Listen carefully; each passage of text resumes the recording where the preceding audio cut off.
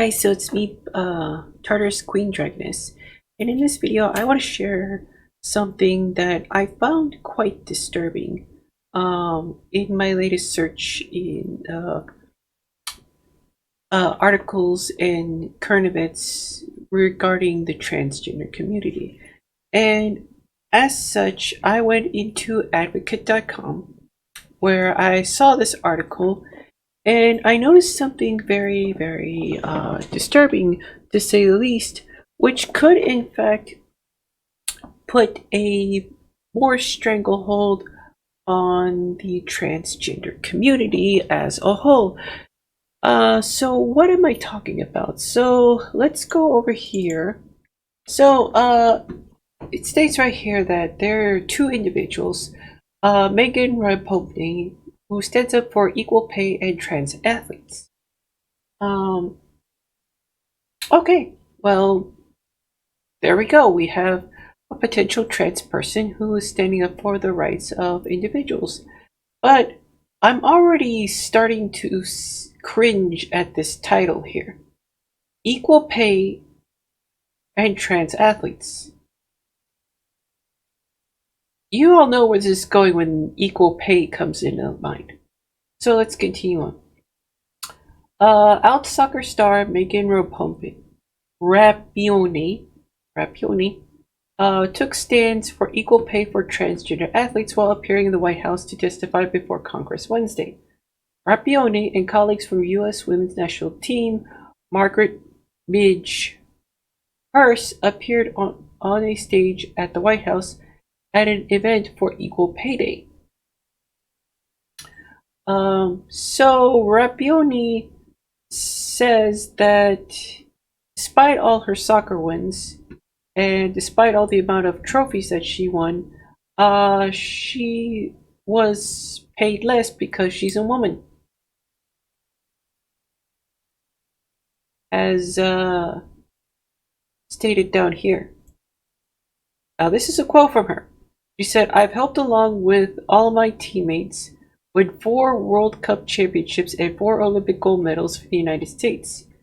And despite those wins, I've been devalued, I've been disrespected and dismissed because I'm a woman."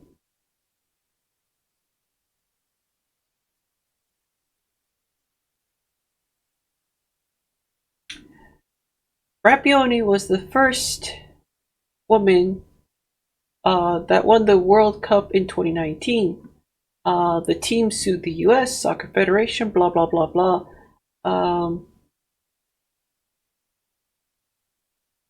So the judge in this case ended up not recognizing the equal pay thing, but as far as like safe space and stuff like that, the judge and the United States Soccer Federation are working on a agreement. So kudos for the working conditions, I get it. Equal pay. So Purse, who is this woman right here, says so they say she is a director of Black Women's Player Collective. Which is fighting racism and sexism in all sports. Pointed out that most men's teams have existed far longer than women's and have received greater financial support, including billions of taxpayer subsidies. You would never expect a flower blah blah blah poem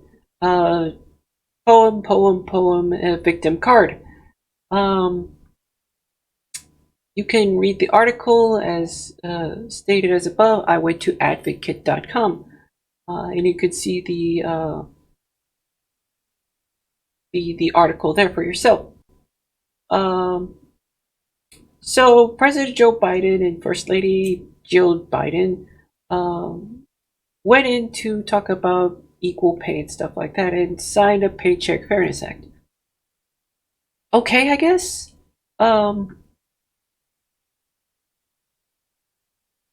But as I'm going through all their ranting and raving, I noticed something very interesting here. and that is Rapioni is a cisgender lesbian who took an inclusive stance as a member of the LGBTQ community.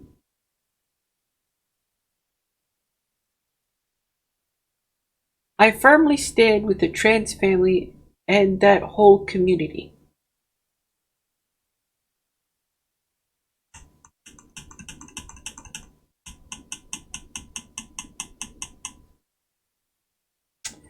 And as someone who has played sports with someone who is trans, I can assure you all is well. Nothing is spontaneously combusting.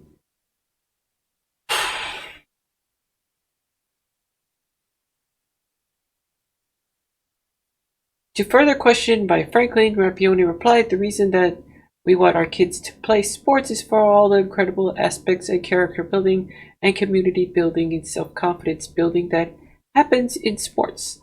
And to completely cut out the entire section of people, I don't think that is appropriate. So, what does this mean? Well, this means that there are people who are trying to be white knights for the transgender community and using the transgender title to essentially gain rights for women and black people. To me, that's quite insulting. That you would use people not associated with you to get what you want, to get what you think you're entitled to. And that is very, very disconcerting. But now these people are claiming to speak out for the transgender community, which in this case, none of these people are trans. Period. These are not transgender people. And I find it to be a very, very dangerous precedent because of the fact that now, because we are so much under duress, as me, part of being the trans community, these people have put us now more in stress because now we're going to be seen as racists and feminists, which we are not in any way, shape, or form condoning this type of behavior. But thanks to these people who put themselves in the limelight and have since advocated the fact that they are standing up for us is ludicrous. These are people who do not represent the trans community. They represent the LGBTQ community in general. That's fine. But here's the thing. They don't represent the trans community. If trans people have a problem with equal pay and stuff like that, a representative of the trans community would have already come out and said something. But clearly, these people aren't qualified to speak for the trans community, to speak for me, to speak for everybody. Okay? I'm part of the trans community. I speak for the trans community because I know specifically like what's happening, especially in places like the red states. Okay? I know what's going on. I'm living through the hell. They're not. All they're doing is just using the trans label to get something that they feel they're entitled to. And that's just not right. I am not cannon fodder for some arbitrary reason. It's just ridiculous. I don't want my community to be used as cannon fodder like that. And the mere fact that you put us more in danger is ridiculous.